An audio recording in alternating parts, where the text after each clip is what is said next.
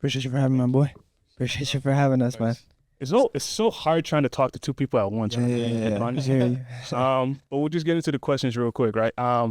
So you guys both started this brand Natsum together, or was that just your idea? That was me. Yeah? Yeah, solely. How did you come up with the idea, the name? Where were you? Who were you talking to? What kind of content were you watching? Okay. I mean, just to give some background, I'm Mustan, so yeah, founder of Natsum Co. But yeah, in terms of started off, I want to say roughly a year and a couple months ago. And it really was just a thought that turned into practice, into fruition, and just have been rolling on ever since. Like I kind of when I started, I really love what the feeling felt like doing what I was doing, and I think it comes from multiple different factors. I think fashion for me is a massive thing, and then also growing up and having the feeling of being able to connect people together, and having that sense of community and getting, feeling like you're involved in something or you belong somewhere. I think that's really big, and I feel myself like whether it's fashion or whether it's any level of community, when I work, my best work is done when I feel that kind of essence and the emotion. And I'm big on psychology as well. So for myself, dabbling into that notion made me realize like, yo, for me, what I'm doing, I enjoy every aspect of it. So honestly, as long as I keep enjoying, I won't stop. So Okay. yeah. So this is a long-term thing for you. 100%. For sure. 100%. And were you a part of the process from the very beginning as well? Pretty much. I came on about a year ago now, and we started doing content first together under a different umbrella branch that I was at. So we were under Arctic Studios at the time, but I've moved on from there now, and yeah, I'm pretty much full time with Natsum as a creative director on that end. So we take care of all the creativity together. Can you paint the picture of where you guys, like, where your first meeting together was? Were you, because you said earlier you guys like to be in coffee shops like all the time. That's how you start off this day. Did you start meeting in coffee shops, or were you like in somebody's house? I think I branched in there. I think I think it That's started how it off and we kind of stuck with it. Kind of Okay. thing. Yeah. And you guys decided to come for a meeting, and you were like, hey, I see your brand. I can make it. So actually, what happened? If I can tell the story Yeah, of go how on. it happened. So he has we have a mutual friend. His name is Hussein, and he's a barber at East Village Barbershop. And so I used to go to him back when he was up at Raw Edge in the Northwest, close to my house. And since then, I used to go to different barber at that same shop, and then Hussein ended up moving to downtown to East Village Barbershop, and then I used to go to him there, and he used to tell me, he's like, yo, I have a friend that runs this clothing brand, and because I used to tell him, I'm like, yo, I want to do more photos, I want to do more videos, like just stuff like that. And then he's like, yo, I have a friend that that runs a clothing brand, and I can maybe try hooking you guys up there and see whatever comes out of there. And then we ended up just meeting through Hussein, and then since then, me and him just clicked on a level where it was like, even like till this day, like we don't have to tell each other exactly what we're thinking because we already know it. And from a creative standpoint, that is really helpful, I think. So like if I have a shot idea, all I have to do is start describing it, and he can pick up on it right away. Or if he has some type of idea and like a shot or a video, he'll just start explaining it, and then I'll know exactly what he's thinking of. And that's where I felt like we kind of clicked, and that's why we've stuck together. There's been other photographers for him before. I've worked with other clients before, but this was one of those things where when it clicked, we were like, yeah, no, this is special. So that's I can allot that to Hussein for saying that. Shout out Hussein. Dream Team is going to be a bad reference, but like Wade and LeBron, that sort of thing. You're crazy. Wait, and LeBron is crazy, but It's more like Kobe and Shaq over here. Oh, word. Okay, no, I respect it. So you guys have locked in from the very beginning. You guys were like, did you plan to take the brand in the direction that it is right now together? Or were there any like, oh, you wanted to take the brand in this direction, you want to take the brand in this direction, or were you guys just lock in at the beginning? See, the thing for me was I knew how much work and effort that Mustan had put into the brand, and I could see his vision. I'm not a fashion person. Like I was not a fashion person before joining the brand. going into it though, I gotta say 100%. he's been putting that shit on recently. But 100%. yeah, When I first started though, like I'm even like now, like I like simple clothes. Like if I'm being real, I shop at Costco for my clothes. Like that's my type of vibe. Like I like my designer pieces here and there, but I'm a Costco first. We're trying to get him off that. Yeah. Let us say that too. We're trying to get him off that. Which I am now, so don't even stress. But yeah, like I was never really big into fashion. And then when I saw Mustan's vision and ideas, and I was like, okay, you know what? I was like, this is a brand that I can see myself growing into, and that's exactly where we're at right now. Like I've grown into the brand. I wear Natsum like all day long now, like like head to toe pretty much all the time. So that's what I try for. Okay. And like it was his vision essentially that got me motivated to join it. So like I didn't want to change anything because I don't have the expertise. So I trusted him fully that he has the expertise, and I'm just there to learn first and then play a part in it. Yeah, I think. Can I speak to that as well? For sure. Yeah. I think a major thing as well is kind of even with regards to Fateh and onboarding and kind of clicking and establishing a grounds is breaking the boundaries and the norms of what fashion means. Because a lot of the times, again, I go back to the psychological take, but clothing in general isn't just a matter of what you put on. For a lot of people, it's a huge self-expression boost. Of course, yeah. Clothing defines somebody walking into a space with their clothes, and this is why designer brands succeed so well is because, for example, referencing to Louis Vuitton's whole take is oriented around people purchasing into the culture of their brand. Now, what is the culture of Louis Vuitton? People want to feel exclusive, prestigious, and high-end. They want to fit into that bracket. It's why replicas are a thing. It's why people do everything they can to spend their last penny on that bag, on that jacket, etc., etc. It's because they want to tie into the culture. Now, for me, what was really important, working through the brand, and of course, it's a massive learning curve. As you're growing, you're becoming more knowledgeable. At the same time, you're understanding your brand more and you're understanding psychology more again, right? For myself, it was a case where as I was building into it, I had multiple steps back to take. Why? Because sometimes when you go so tunnel vision, head forward, you kind of realize. And for me, it was a case of like, I had to break the brand down, right? Understand what is fashion, understand my take on it, and really what is more deeper rooted than the clothes. So for example, with Fateh, I'm always working towards kind of, we sell our concepts and our ideas not only to each other, but ultimately to the public and to our community based on the roots of what each collection defines. And those all have to tie back to the brand. So for instance, doing something oriented around, let's say, our recent collection, which is our Nato Unico line, which is an Italian-inspired line.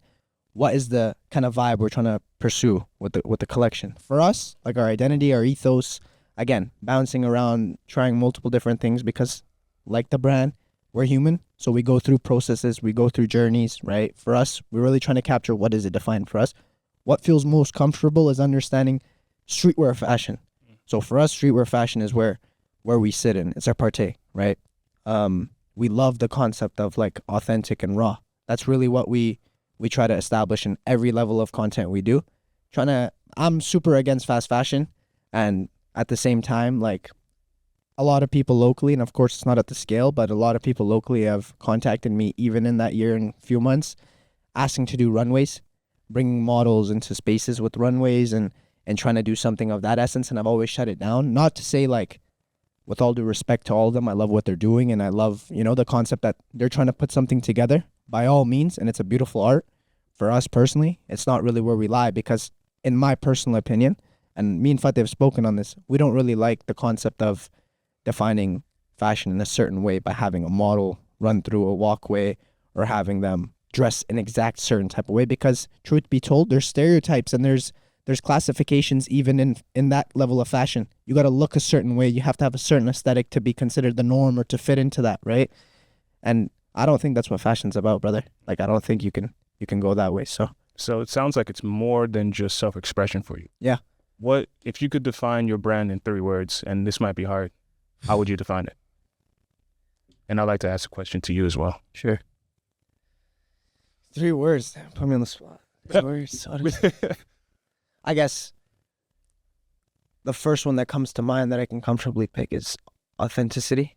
So authentic in the sense of it is so like raw and from the beginning to the end of how we do things that we don't really chase perfection. We just chase the outcome that we're aspiring to get. And a lot of the times it's not in a box. It's not put for you in a box to say this is the exact outcome you need when it comes to how we take on our creative. Right? It's ultimately what is the vision we have, what feeling or what final outlook do we want to evoke into ourselves, our consumers, our community, and did we hit it? That's really how we look at it. So I'd definitely say authentic first. I'd say progressive second, or progression, I guess, in the sense that just like the way we operate, just like our community, it's always about ongoing growth. We actually have a very, very deep-rooted representation of the brand in the name itself and in the way we express the brand. Actually, our logo is a sigma. It's a summation sigma. So for people that are more mathematical or have more of a algorithmic understanding, the sigma and the summation are representations of formulas ongoing. Okay. So for us, that logo in itself expresses how our whole brand ethos goes back to this picture that every single person is always working towards an end goal.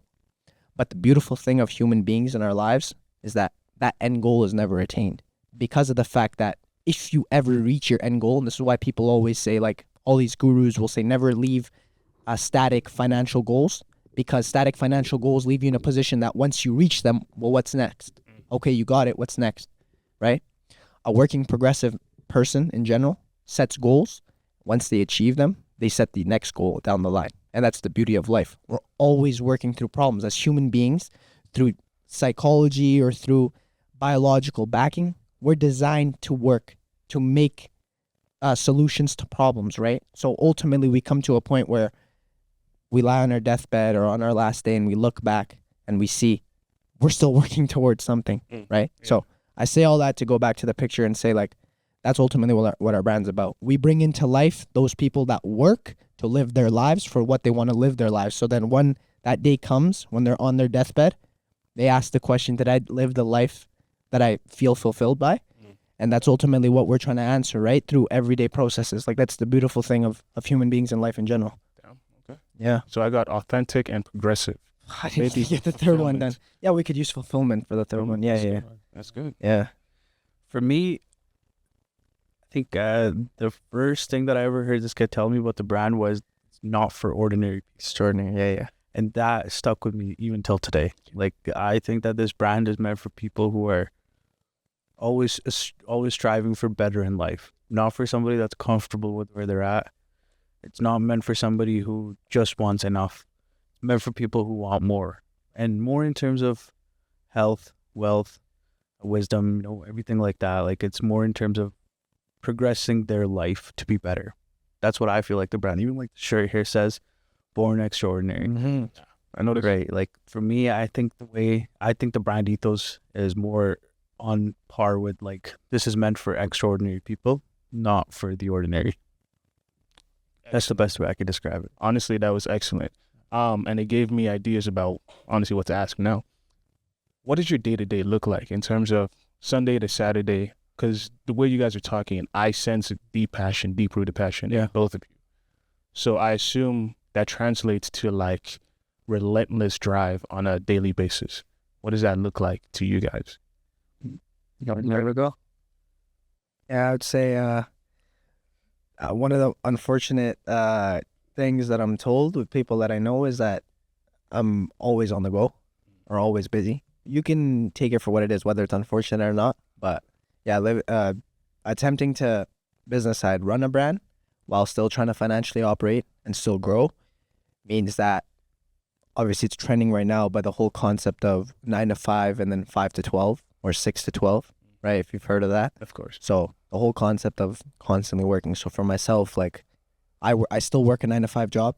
Like, I'm still operating a 9 to 5 until obviously the aspirations and the goals is for this to take over that. But until then, smartest thing is make your financials where you can, right? But for me, most definitely, if I had to describe my week, it's chaotic. When people say that running your own business in general means you don't have a day off, it's not a joke, because you don't work on the timing of a corporation with a 9 to 5. You are your corporation, and your work defines whether, to put it into terms, you eat or don't, right? That makes sense. So you constantly got to be working, yeah. And yeah, that's where I'm at personally. And Fateh can speak to kind of his position there as well. So I'm ever since I graduated, I'm more on the creative side. So I also I'm also a team member at a wedding photography company.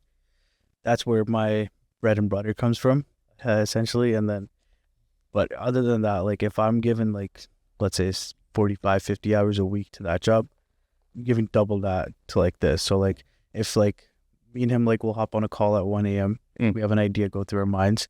We'll hop on a call at 1 a.m. We'll chat about it real quick. We'll hop on a FaceTime call the next morning right away as soon as we wake up in case something changes. We're meeting up like 1 to 2 to 3 times a week at least, usually. And that just helps keep us both on the same track, especially from a creative standpoint, because the thing with creativity in this field is it's never ending and it's always showing up. Like it's like we were sitting at a coffee shop last week. He went to the washroom for 30 seconds, comes back, he's like, yo, I got a new idea. We talked about it.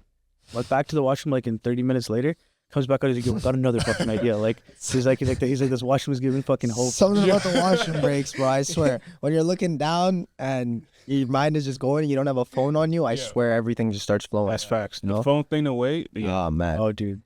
It's part of my work as well. A lot of my work. So to give some context, I work typically midday just because I operate a restaurant. So a lot of my shifts are midday to late night. So I've structured my days to where I'm up pretty early, and my first few hours of my day are kind of research and reflection time, which means no phone.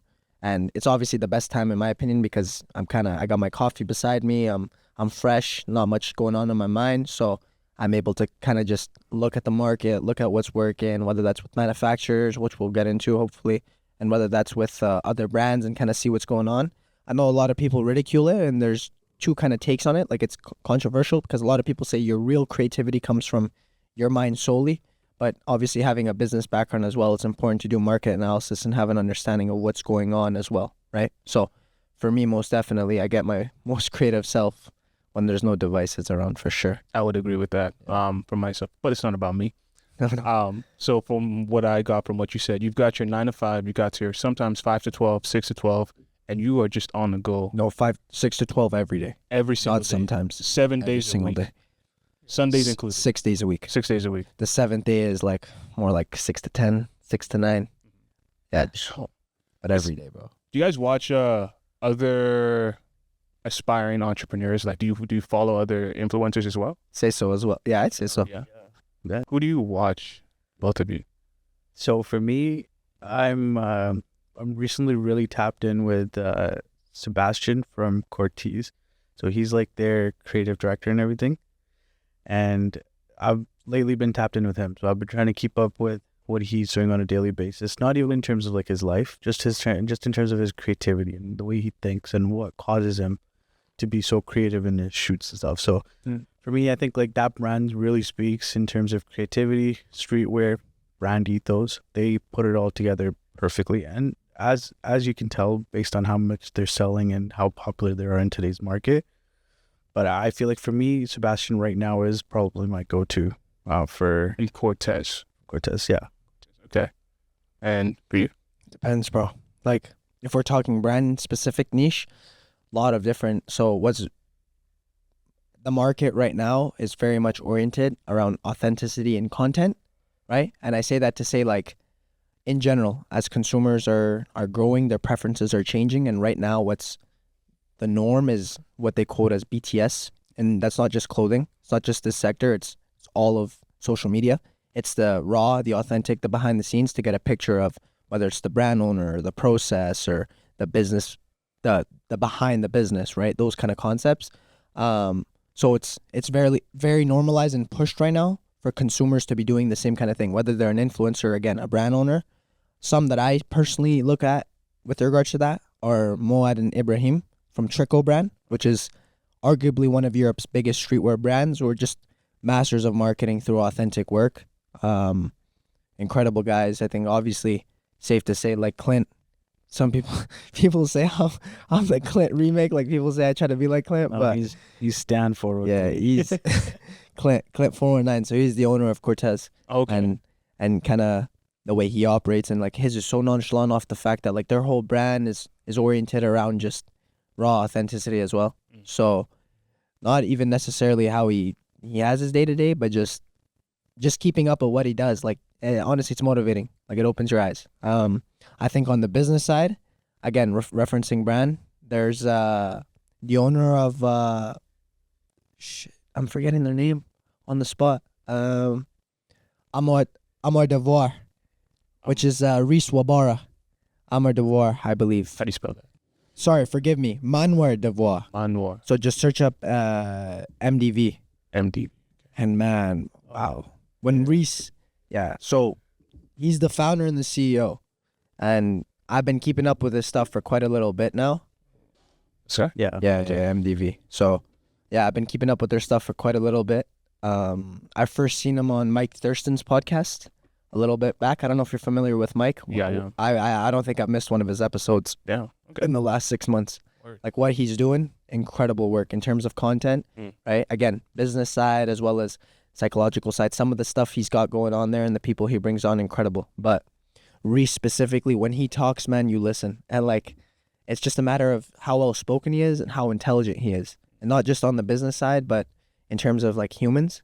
And I'm not the only one that thinks that. When you go through the comments, it's just the way he carries himself, the way he speaks. It's so well spoken. It's set at such a tone, and his choice of words are so effective. It's just like very, very intelligent guy. But his whole take is like, understand your business. And his whole take is on the concept that like nowadays, especially because the clothing market has become so saturated and people are doing it for kind of like the fast money vibes, people that are successful off a drop will kind of go flaunt the numbers of the website or flaunt their sales and show all the orders. But his take is always hilarious. It's like, yeah, you got that for your five I think he says 5 seconds of fame, but show the bank statements.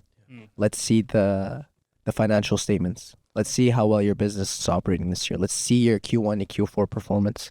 Let's see if you have 10 years of longevity in you, right? That's really where it's at, right? So he humbles you. You know, when you listen to him, it's a good balance between what you see in the streetwear, because again, streetwear is very, I think it's always been a very, how would you say, like, it's designed in a way to where it's an egotistical almost market. Not you don't try to look past the negative perception of it, but almost like that's the persona you got to carry, because that's what streetwear is, right? It's almost like that's the authentic personality that's carried. Everybody's just like rebellious to society. So to a level, you have to kind of be egotistical to a sense, to believe that what you're doing is better than what is considered society's accepted fashion, right? For example, in comparison, he tells you like, yo, humble yourself a little bit. Look at what you're doing and understand like the business, right? So very good guy to kind of tap into, I think. You said his name was Reese. Okay. Reese Wabara. Wabara. Reese Wabara, yeah. Put that in post. 100%. Yeah, sick guy. As I was looking through the site of MDV, Yeah. I immediately saw similarities between their designs and what you guys have been designing. So to segue, could you walk us through the design process? From ideation. I remember you said you went to a washroom and then immediately something. Yeah. How do you go from that to like launching? I think it's also important to say, like, for me personally, I mean, Fateh he's creative in and out, right? Like in terms of his take and what he brings his best, it's oriented around creativity and also functionality. So bringing a creative concept to life. Like you can have an insane idea, but can you do it? He brings the experience and the practical oriented around it to be able to say, hey, this is possible, this isn't. Or hey, this is a good idea, let's go this way with options, whereas it isn't. Me, on the other hand, bro, I'm fully creative when it comes to it. My whole thing is like, my backing or like my aspiration comes from brand strategy, right? And that goes back to the psychology of running a brand, or goes back to the concept of merging business with brand. But for me, it's doing the crazy shit, that super creative stuff, the stuff that you think is sick, but making it make sense as well at the same time, right? And a lot of the times it comes naturally, but that's the whole purpose behind what I do. So in terms of design, that whole process, obviously is a learning curve, and still like to this day, and it'll continue to be until we find the most optimal processes, which isn't a thing. Like you'll always optimize and get better, whether it's your supply chain, manufacturing, whatever, right? But realistically, it comes collection based, so it'll come based on season. But typically, to design, it takes roughly 3 months from ideation all the way to final bulk production. We deal with manufacturers overseas just because, obviously, not only financially, but capabilities wise and capacity and scalability, overseas kills local. Like, I don't know if you tell people where the podcast is based, do you? No, no. Okay, so where we are at and where we're based, manufacturing is pretty shit. For what we're looking for, is pretty ass. So for us, it only makes sense to kind of look overseas off the fact that they have the best equipment in the game and they have the best technology in the game and they can execute what you need overseas, right? Communication is always a problem, and part of the reason why I say I got the 6 to 12 and in reality it's more like 9 to 4 a.m., 9 to 3 a.m. because they wake up and they get in the office at 9 freaking p.m. our time. So for me, I'm partly working with them while doing other things from 9 p.m. till 3 a.m. Okay. I respect it. Yeah. Because it's funny because I was actually listening to, I don't know if it was in person or I was watching content about this. Okay. It does seem as though a lot of people are outsourcing everything. Yes. And it's only going to continue to move in that direction. Yeah. Which, in some ways, it's scary because that means you have to just be that much better if you want to get some work out here. 100%. So, 100%. And that's the growing society we live in now, right? With the power of digital media and the power of they've completely eradicated the concept of having physical borders. Before, it was almost impossible to reach somebody instantly. Exactly. Now, and this is a reference I hear from Reese, and it's like, you got a kid in Africa who's going to be willing to do your work. For what in your currency converted to theirs makes him incredibly wealthy and can feed his whole family for the next month, but will work as efficiently and has something up on you. And what is that? The passion and the need for that job. He needs it, right? In comparison. So today, like you said, I agree. It's something that's definitely, I wouldn't say scary, but intimidating to look into. And it can become something if you let the curve like outweigh you. Like if you lag behind, you'll get left behind. You know what I mean? For sure. Could you take us through the design process from your perspective? So the design process from my perspective is pretty simple. I'm more there to give my input on what I think looks good. Like, for example, like because Mustan has that creative side of like the clothing brand, he's there for more like actually the design process. So I'm there at like closer to like the ending steps when he has a few little minor tweaks and he wants to get some input on which one do you think looks better from a consumer standpoint as well. Because now I'm a consumer as well of the brand, right? So that's where I come in, is usually at close to like to the ending steps when I'm like, okay, I like for example, like if we're talking about a logo, like the way the logo is designed on a t-shirt or a pants or a pair of sweats or something like that. So that's where I come in like at the very end, like where I'm like, okay, yeah, I think I like this logo more because it speaks more to our brand. It shows the entirety of what it is instead of just like a tiny little, like a stamp here. So that's where my role comes in. My role is more so, I'd say, after the product is done, pretty much. That's where I start to get a lot more creative. I'm still there for like the steps of like him making the tech packs. I'm learning that. Like that's my next step of learning what the brand is, trying to get more into like the manufacturing side as well. Like I just want to know more. It's just something that, because I'm a very inquisitive person, I guess. I always like asking questions. Like even when you were here, like I'm like, oh, what's this? Like I'm just trying to figure out, like I've never done like audio podcast or anything like that. I'm just trying to figure out little things. Just start your own podcast too then. No, that's one thing for me is I don't take what somebody teaches me in good faith and go do my own thing with it. Yeah, fair enough. I've been working as a wedding photographer for so long, and like I could have gone and started my own thing, but I didn't. You know, for me it was more so loyalty. That's the same thing with hair. Like with him, like I told him since day one, I was like if I'm locked in, I'm locked in. Like I was like, I actually got offers last year. I was telling him too from different brands within the city to come shoot for them, and I said, no, I'm sorry, I can't. Yeah, but when the content is that good, like people will reach out genuinely, hand on heart. I noticed like there's a couple of brand owners that, for instance, got notifications on what we do. Funny enough. So when you go through the story likings, it's like ironic. Why are the first 4 out of 10 guys all running their own brand? Because they're watching what you're doing, right? Which is, it's an amazing thing, honestly. Like it's a blessing. Like I'll say alhamdulillah always when I see it, because it's not only is it motivating, but it's also a reminder that the pressure's on, right? Whether that's local at our scale or whether that's you're looking overseas at larger margins. But ultimately, like I always tell them, bro, we got to keep moving. We got to keep pushing. Like we're not where we're at, you know. How It's it's a constant learning thing. Like there's never an end to it. Because I feel like you're never the best in anything you do. In my opinion, I think you're one of the best, but you're never the best or never at the finish line ever. And I think in the creative field, I think that's very important to think of it that way. Because then that means that you're always trying to improve. Even if you get 1% better every single day, you're still getting better instead of staying the same. of course. That I find is one of the most important parts for that. So to kind of digress a little bit, I first saw you guys in action when you guys came for a shoot at Studio Luma. Yeah. And I remember talking to Elmer, who you already know, and he was like, yo, these guys are so prepared. They know what it is they want compared to the other. Did he say that? Did he genuinely say the that? first time, yeah. He was like, compared to shout out to Elmer, true. My guy, bro. Elmer's my guy. Respect to Elmer. Compared to some of the other guys that come in here sometimes, he's like, these guys know exactly what they want. They know what look they're going for. They came in, they set it up, they got it done, and they got it done on time. Yeah. And I wanted to ask, how do you prepare for these shoots? Because you seem like you have it pretty well figured out now, but you're talking about always learning. So I know you're still pushing towards even better. This is something that I think I can speak on. Go out, yeah.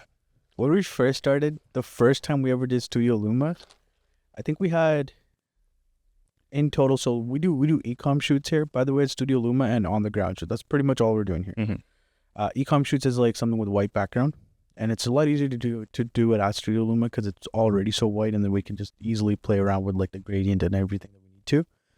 First time we did a shoot, we had 2 different sets that we had to do for e-com and on the grounds, and I think that shoot took us in total about 8.5 hours.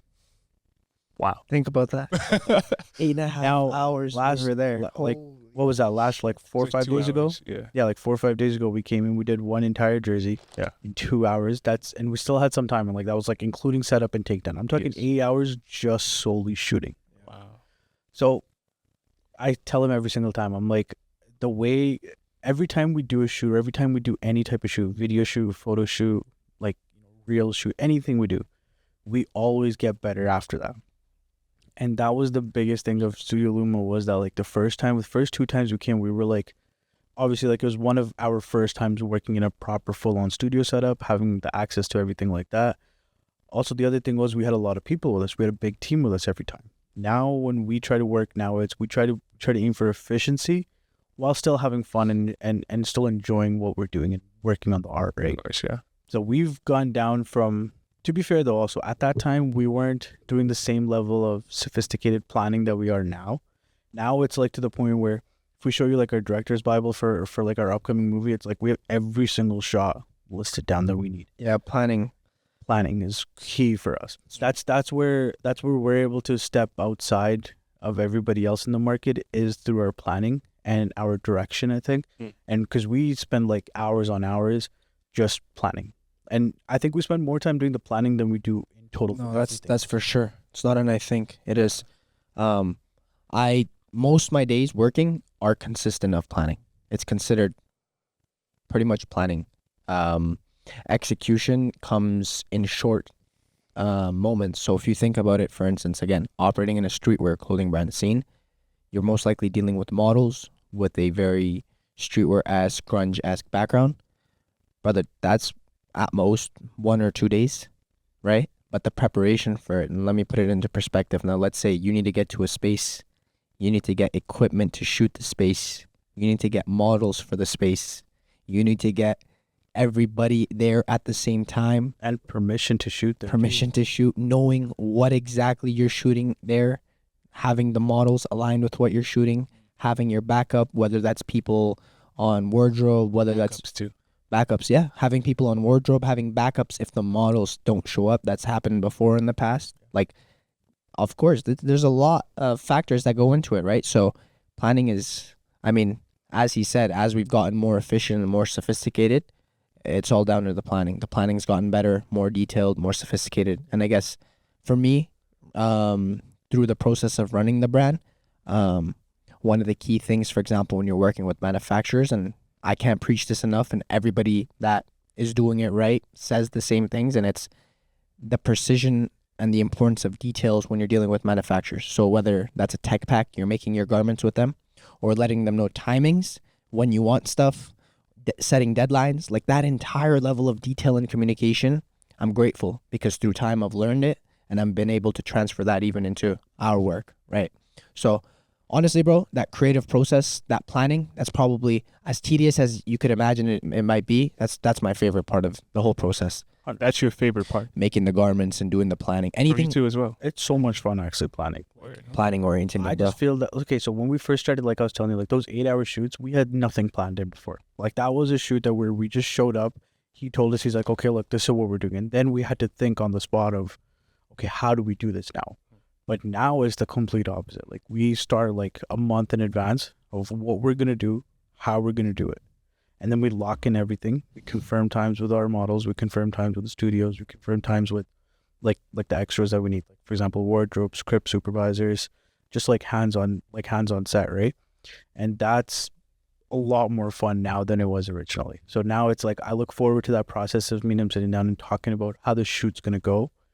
And then more than that, I think the process of talking about how the shoot went afterwards, Yeah, that's big too. is even better. Reflection time. One thing I like, forgive me for cutting you off, but one thing I praise between the two of us is we're both realists and we're both at the same time suffering perfectionists, right? So a lot of the times when we sit down, I'm grateful because we can see eye to eye in the sense that we can call out our own faults as well as what we think went wrong and bounce back and forth and always come to outcomes and conclusions from it.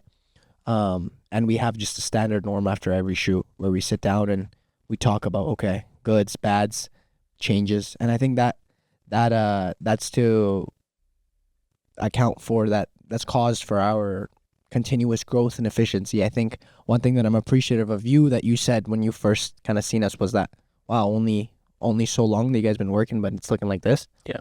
It's because of that. I think we do a lot of reflection and a lot of, I guess, like, again, planning that helps us get better over and over continuously at the rate we're getting better at. We don't like plateauing and staying where we're at when we work. A lot of accountability as well. Like it's a two-way street for both of us. If I feel that I did something wrong, he has the obligation to call me out. Yeah. Or if I feel like he's done something wrong, I have that obligation to make him aware of it. And that's something that's very hard to find in this day and age. So when you found it, I feel like it's best that you stick with it. I've worked with many people in the past. There's only a handful of people. Like I can count on one hand that I expect a two-way street of an obligation to tell me when I've messed up, and I'll tell you when you've messed up. There's not many people that are willing to do that in this day and age, from what we've seen at least. I think personality is also a big thing as well. I think characters, and for myself, like I'm always growing towards establishing myself as a leader. And I think being a brand owner and kind of guiding a community, ultimately you can't do it. You will die in the market if you're not willing to take on those leadership roles. But for somebody like me who shows a lot of respect to the traits that you have to be able to guide, it's very important that I express that even with the likes of Fateh, like somebody who's with me every single day through the process, right? And not only do I put them into practice, or I consciously try to, I subconsciously just feel that level of, like, again, obligation towards him and expect the same back. And I think part of the blessing is like, of course, I haven't had the experience of like working with friends directly, like friends before running a brand and being kind of partners and whatnot. Yeah. But I can almost imagine that a big factor to it is because we built our friendship through our brand. Yeah. Like we weren't friends prior, kind of like friends in the sense like homies, like knew of each other or anything like that. We weren't. We had no idea who each other were. We got introduced into the space, and then kind of course, you see each other so much, you work with each other so much, you're going to have feelings towards one another in the outside, whether you would think a certain type of way or whatnot, right? And that's kind of going back to what he said at the beginning of like, it's kind of like that natural feeling. You kind of feel that level of ambition or that level of like drive, right? So I guess that's kind of why we stuck for so long, right? Most of the time for me, it's always been friends first, business, and then no longer the same level of friends. Mm-hmm. But with Mustan, it started off as business, and now it's like homies. And I think like Touchwood, obviously, I see this going for a long, long time in the future. What you guys have, first of all, I like you guys right now. Appreciate you, boy. Yeah. This, because think it was 2 weeks ago. You guys know who Hamza? There we go. You guys know Yes, Hamza, the right? musician. Yeah. Yeah. Shout out Hamza. He and I were having this conversation at like Yeah. 12 a.m. in the morning at the library at UFC Sick. about how there are certain people around you that you have to keep, and this isn't new. Everybody talks about this, but the way you guys talk about each other right now almost makes me envious, because I just love, and I have people in my life too that I consider loyal to, that I'm loyal to, and who are loyal to me. But I'm loving the fact that you guys are so set on a specific goal and mission, and you are pulling yourself, like how do I say this? You guys are pulling each other together on towards this mission that you're going for.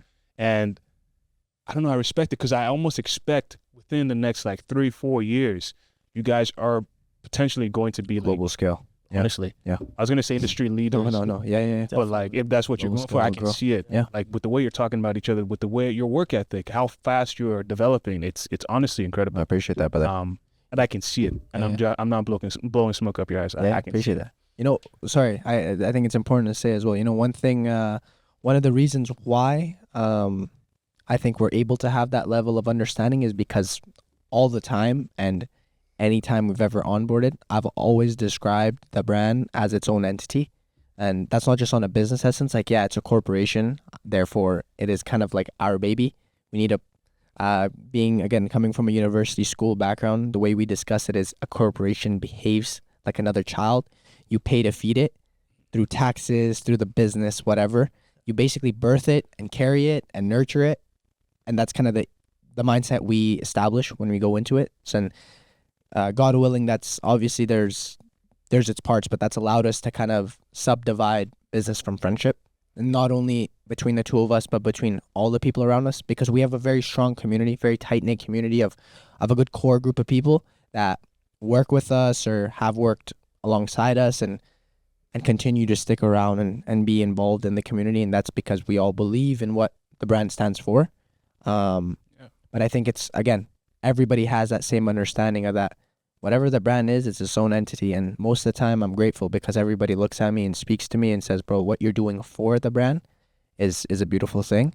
And they understand that I have that separation between the two. Damn. Yeah.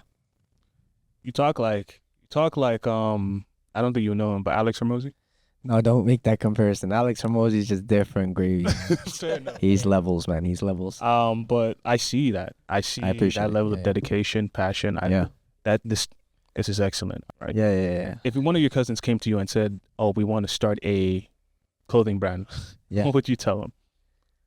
You take this one, son. If I have a cousin, what I tell him? It's funny. Fateh always says, "Don't do it." That's his first reaction. He'll say, "No, don't do it." The only reason I'll explain my point of view. I just think it's hard for people to match that level of dedication and that level of commitment. If you're ready to put in that work, by all means do it. But if you think that this is going to be, I just print a graphic on a t-shirt, and I'll fucking sell it and I'll make money and then I'll whatever, fuck off. Yeah. Don't do it. Like, you can do it, go ahead, but that's not sustainable. That's not longevity wise, and that's not what fashion is meant for. That's fast fashion, and that's something that we personally don't stand for. So if you have the dedication and the mindset of, I want to make this a community, I want to make this something big, by all means, I'm in full support. We'll help wherever we can and whatever we can with, right? But if you're just there to make a quick buck and put a graphic on a t-shirt, get out of here, almost, in a way. That's respectfully, that's the way I think. Yeah, I mean, I get so frustrated because, of course, it's one thing to say it, but the people that do know me, or like in high school, or have known me in the past, like growing up when I was going through my adolescent years, fashion for me, I grew up very chubby, right? I grew up very chubby.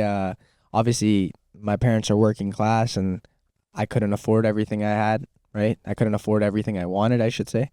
And coming from a background of like, I was a bully in junior high. You were I was a bully because I used to get bullied.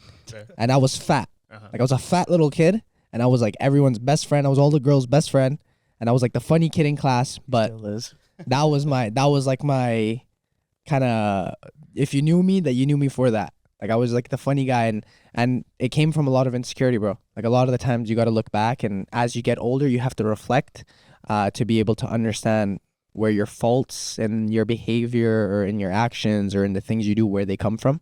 But I say all that, like, long story short, I kind of moved towards fashion as I got a bit older, and similar to what I was describing for it, bro, I felt good. I felt a part of something, especially in streetwear. I felt like I was like looking like the people and having the same energy and having the same aura as people, right? And equally so, I felt good about myself, because people are important and feeling a part of a community is something important, but at the same time, self like expression and self understanding and like self values is even more important, right? So for me, when I was able to feel something like that, that's kind of why I got into fashion so deep rooted. And for me, it started with sneakers. I was huge on sneakers, like any kind of sneaker, bro. Like this was like the era of like Supreme with the box logos, just around that time, like when skinny biker jeans were a thing, if you remember that, like when people were pinrolling their denims, like that was the whole trend at the time. Like that was huge, bro. That was a big thing in our house. I know, yeah, bro. Yeah. That was a huge thing. Everybody did it, man. Yeah. That was a big thing. Pinrolling your jeans were like, oh my god, you could do that. That was like, the it was one shit. of those Yeah. things. I remember doing it not even that long ago, maybe 2 days ago or something. I was like, I can't believe I used to do this. Like, what? Yeah. But yeah, so for me, I've always had aspirations and ambitions to make clothes. And part of the reason was because I always liked the way certain things looked or the way they fitted, but maybe not per se had the affordability aspect or wanted to go buy it, go out of my way to buy it. Or even bigger rooted was I didn't know what it meant. I'm somebody who, like, a lot of the times when I'm buying something or I'm working towards something, I kind of have to have a reason or a purpose behind it, right? Especially now more than ever, when you run a brand and you're looking at branding 24/7, you look at what something means. Bro, he's on a different page with this, but like I'll never invest. Okay, I say this like crazy, but like I don't think I'll ever invest into designer. Like I don't know if that's bad ever again. Okay. As I'm wearing like designer kicks, but like I say that to say, them off. I say that, Where did that come from? I say that to say, like, bro, like in my opinion, like the concept of looking to fit and feel like certain people, if you feel uncomfortable in your own skin, I think that's a wrong feeling to get into in general. Like I think brands are doing a disservice to people when they're making money off. I mean, business is business, right? At the end of the day, but they're making money off, making people want to feel like a prestige level that they can't attain to per se. That sounds wrong to say, but like I don't know. I can't put my Not words through together, bro. I can't put my words together. And he's right about the designer thing. Like lately, I've also realized for me growing up, like designer was, like if you wanted to buy something really nice to wear to school, it was like you bought like a nice Nike pair of sneakers or like some nice like Nike jacket or North Face jacket. You know, like growing up, like that was like a big thing for us. Yeah. And then when as you start working, you start making more money and you start doing better in life, and you start buying designer. Then you start buying like Dior and LV and this and that. But now I'm at a point where lately, first of all, it's come to my attention that just because it says made in Italy doesn't mean it's actually fucking made in Italy. Yeah. It's stamped in Italy, sure, but that doesn't mean it's made in Italy. So when I started realizing that, like, shit, these guys are profiting like upwards of 70 to 75% profit margins, like, goddamn, like I feel bad because I'm helping the wrong cause in a way. So lately, I've also been starting to get more into like streetwear brands, and it's not just local here in Calgary. I'm talking about like, sorry, No, you're good. It's all good. It's all good. No, no. Yeah, sorry, but I mean like everywhere. Like for example, a brand that I really lately like is Garms Affiliated. Yeah, shout out GA, bro. Yeah, shout out GA, and they're like, their clothing is so unique, and I think it just speaks so much more volumes than if you were to go buy a Dior jacket, for example. Like it's, plus you're supporting somebody that has an actual vision and has an actual goal at the end of the day with their company, rather than a big conglomerate that's just gonna feed money back into their pockets. Which I understand at the end of the day, it's business, and their sales are going to be nowhere near what some of these other small ones are going to be. Mm-hmm. But if I'm aware, I have to do my best to make others aware and do my best to like do it myself. You know, like instead of buying like from the mainstream fashion brands like Zara, stuff like that, go buy something from local instead. or somebody that's a smaller time brand, same prices you'll Buy find. Natsum. Of course, yeah. Go buy Natsum. Go buy. Everybody should. You're gonna tell your cousin, don't start it unless you are ready to be obsessed. Oh yeah, most definitely. What I tell my cousin is, bro, be willing to ride out for it.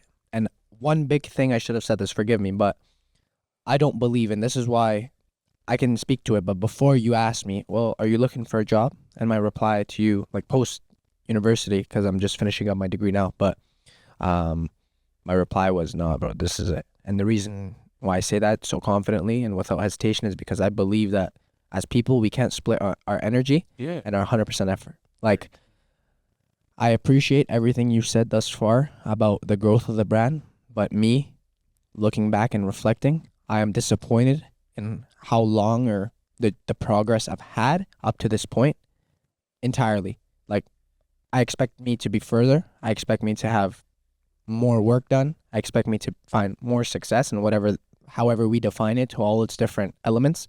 But I think a major part of it as well is when I look at my day, for example, and look at the picture I have, it is incredibly difficult to balance all the different obligations I have at the moment. Like, for instance, having a 9 to 5 whilst being in school. So I've worked full-time throughout my entire degree. I've been a full-time student throughout my entire degree. And in the last 2-ish years of my degree, I began the business. So to put in perspective, that's 8 hours a day working. I want to say about 4 to 6 hours a day in class. You got to make time for fitness and your health. So working or mind practice or reading or whatever. And then the rest to jumpstart a business, right? So that's studying. Sorry? Where's the studying time? Any assignment time? Oh, there's never any studying time. I've never studied for any class throughout my degree. Damn. Never studied. Shout out ChatGPT. No, honestly, bro, I think if you're present in the class and you have good knowledge or have a good understanding of the concepts, like I come from a marketing background, so I have a BCom in marketing. Obviously, it goes hand to hand when you're looking to brand and run a clothing brand specifically. You have to be a master of marketing or have an understanding to be able to operate. And I think researching for your business is almost like schoolwork because they cover the same concepts, if that makes sense. It does, yeah. So for me, learning the ins and outs of a business, I could tap it in with my degree and my earlier years. So whether that was accounting, having an understanding for, okay, how do you run financials? Whether that was marketing, okay, well, how do you bring a campaign to life? Whether that was finance, like figuring out how to scale your business through time, they kind of went hand in hand for me. And I guess I managed to make it through school without failing. So And congratulations. I appreciate that. Thank you. Likewise to yourself. I know you're finishing up. Fateh's finishing up. We're So all in the same. yeah. That's sick, man. Okay. So speaking on brand strategy, what channels have you been using so far that have garnered the most success when it comes to like launch success? Yeah. It's predominantly Instagram. So operating off Instagram, trying to make a surface base on TikTok. TikTok's most definitely more saturated because it's based on algorithm and it's based on like the For You page. So brand owners and brand operators understand how to land themselves on your For You page. But again, it's not necessarily perhaps the brands that you're looking to kind of invest your attention or your financials into, perhaps, because TikTok is definitely more ridiculed for having that kind of make the quick buck kind of look, right? So a lot of brands are like, it's getting very saturated there. I'll say it like that. It's getting incredibly saturated and it's difficult for companies to survive there. But Instagram is where when they get on your landing page, they see everything from your reels to your feed. They know the ins and outs of the business. And then obviously the web. So having a website, an actual landing page, because Instagram, nobody owns Instagram except Instagram and Meta, right? So finding your way to convert them from Instagram to your website and then capturing them there. So whether that's through SMS, phone, checkout carts, sticky carts, whatever it looks like, being able to convert them from a one-time into an investor of the community, and then that's when the entire process starts. I think one of the books I read early on when I was kind of getting into this thing was, I believe, .com Secrets, I think. And it's an incredible book in terms of how to convert on website as well. I think it's called .com Secrets. I think if you search it up, it'll pop up though. I remember skipping a whole day of classes just to read this. I skipped an entire day, sat in the TFDL library, and I read this entire book in one day. The one. Wow. Yeah, and then I reread it twice. You read it twice now. Okay. I've read that book 3 times now. Yeah. Did you learn? Fuck, man. So the author of that book, incredible when it comes to business. But that book essentially teaches you the management of how to execute sales funnels.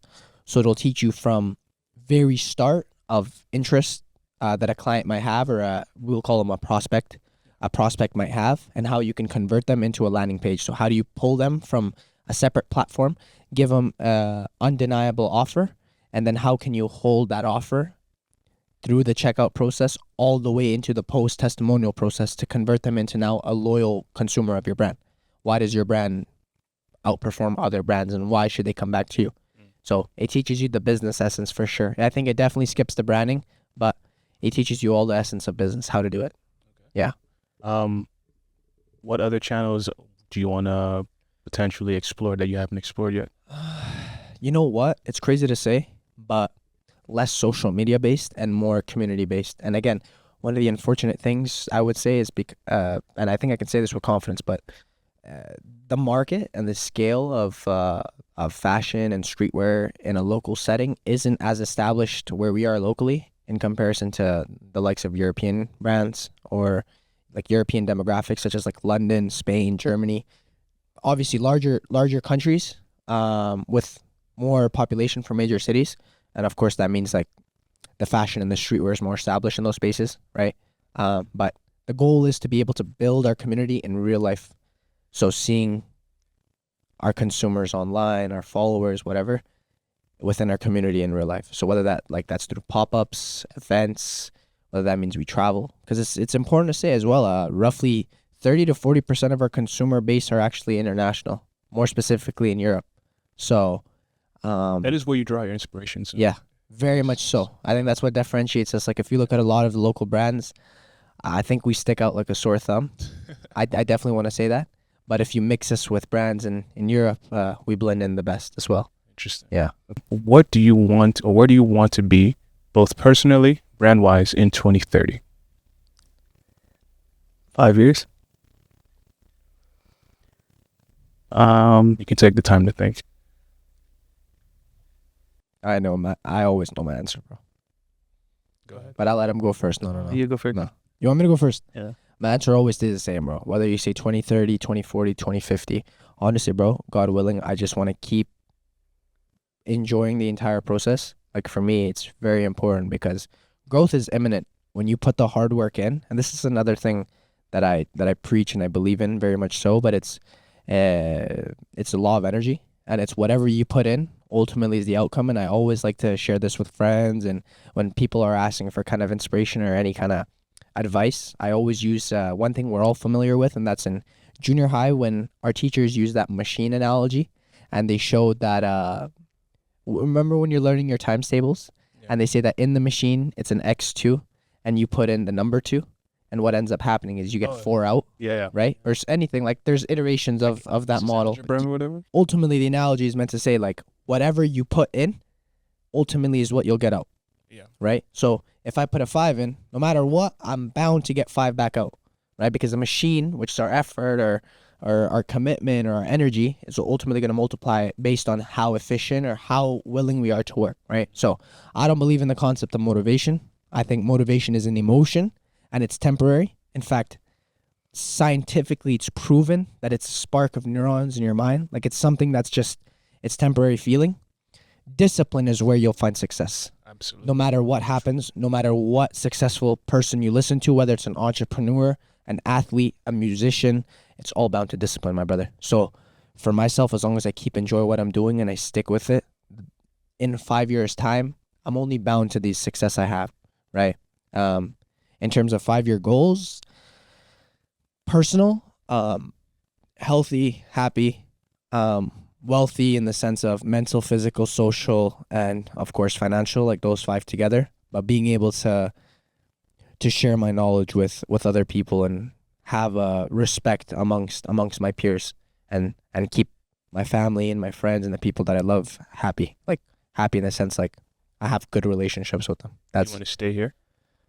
Oof, that is so sticky, bro. Oh, fair enough. No, fair. That's a challenging one, bro. Honestly. I think we both agree. Like we have aspirations to go overseas. Yeah. I think Europe, probably. Right? I think exactly, bro. I think eventually, but it's also a matter of where we grow our base, right? And we're at a challenging position now of like, do we continue targeting local or do we completely shift our priority and go international? Like, where do we see more growth potential? And these are things that you got to consider more on the back end. And it takes more meticulous thought, right? But we'll see. Yeah, Very well said. yeah. Thank you.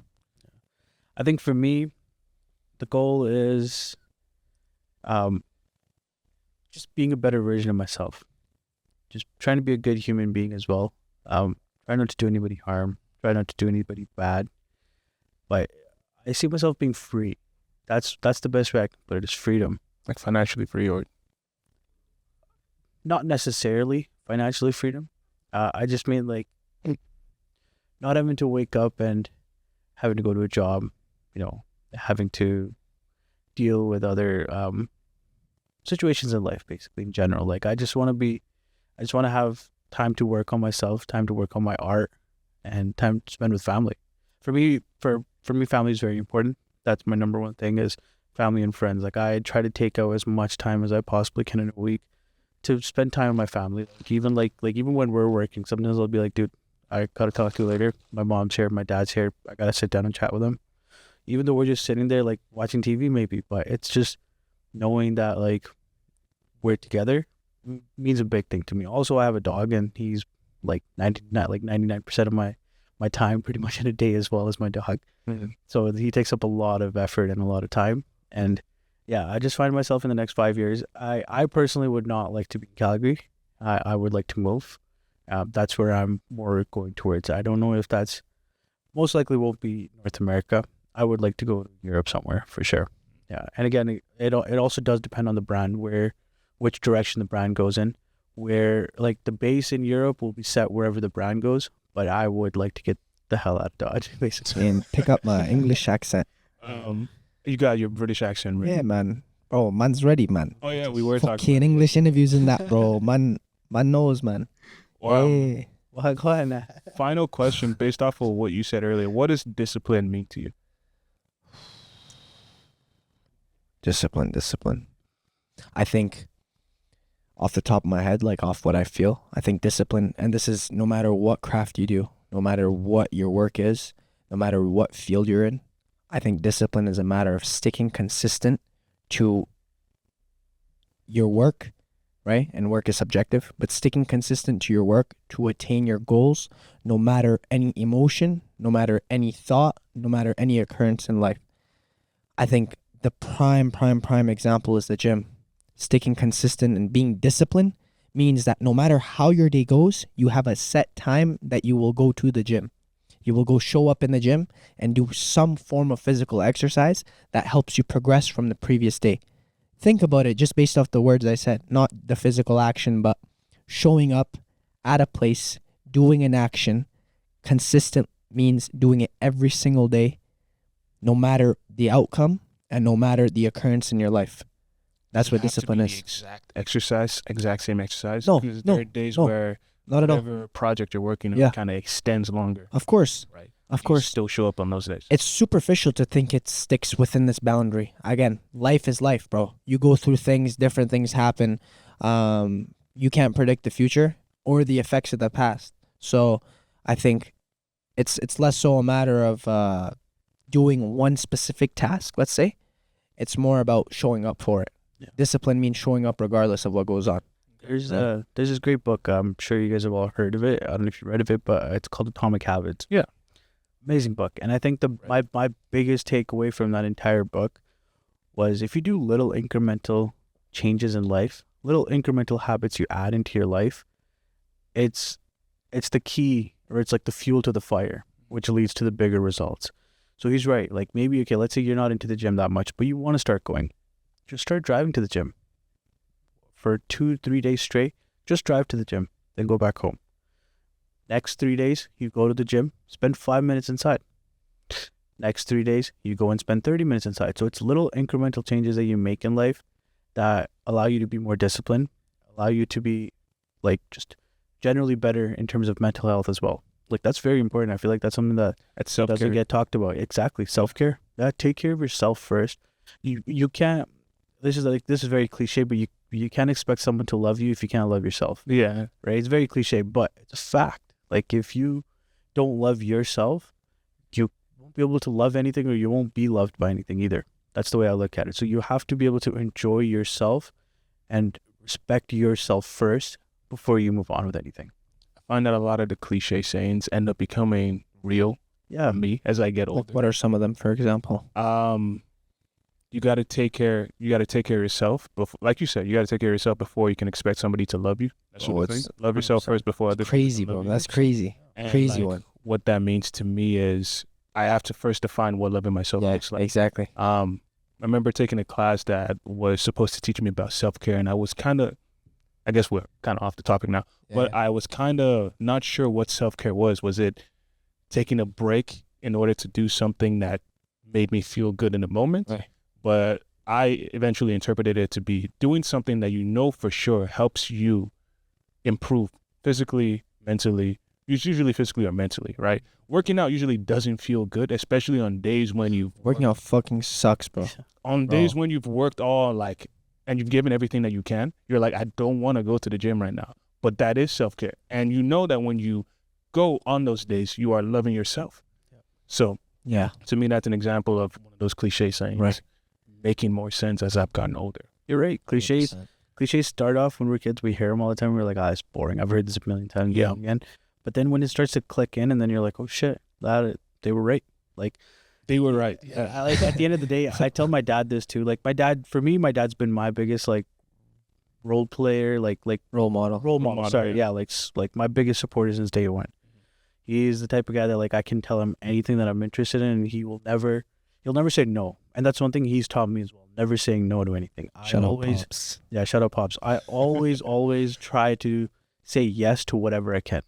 Like if somebody says, "Oh, I want to do this shoot," and it's a shoot that I've never done before. For example, actually recently, somebody wanted to do they make like this car jack, so it's like a jacking tool for your car, and Yeah. it's like a very like it's a unique concept. He's like, "Yo, I want like these types of photos and videos," and I was like, "I've never done anything like this, but I'm not gonna say no. I'll do it." Okay. Even when it was with him the first time ever, I was like, "I've never worked with a clothing brand before, but I'm in."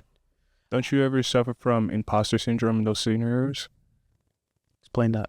Like when somebody asks you to come and do a shoot and you're like you said, you've never done it before. You don't, at least in my case, you may not feel confident that you can deliver in a way that actually serves them.